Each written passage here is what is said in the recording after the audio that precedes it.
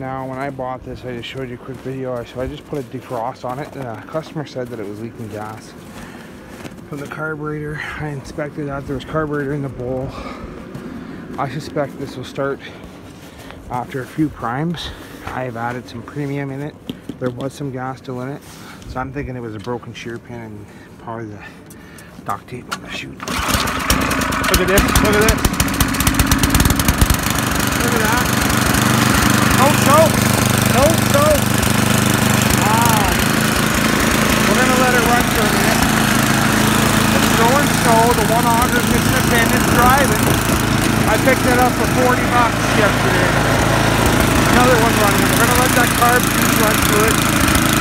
I always do, I let it run through for a minute, but that was that MTD we were going to get the carb clean through.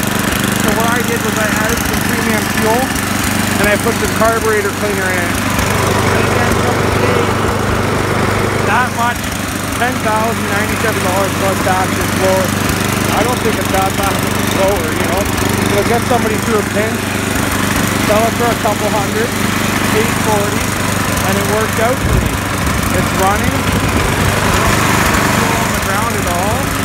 I topped it up with premium, put some carb cleaner in the gas, yes, in the gas. She's throwing snow, she's driving, she's doing catwalks and stick to see if first gear works and first reverse works.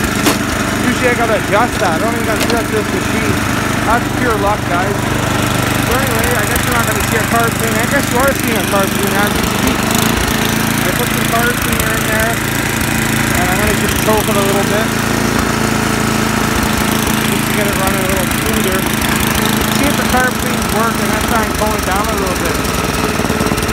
Yep. Look at that. It's already, it wouldn't even, look at that. It's already starting to activate. Clean out, burn off. Well, we're gonna run it for a bit. But there you go.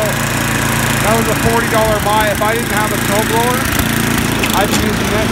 Why not?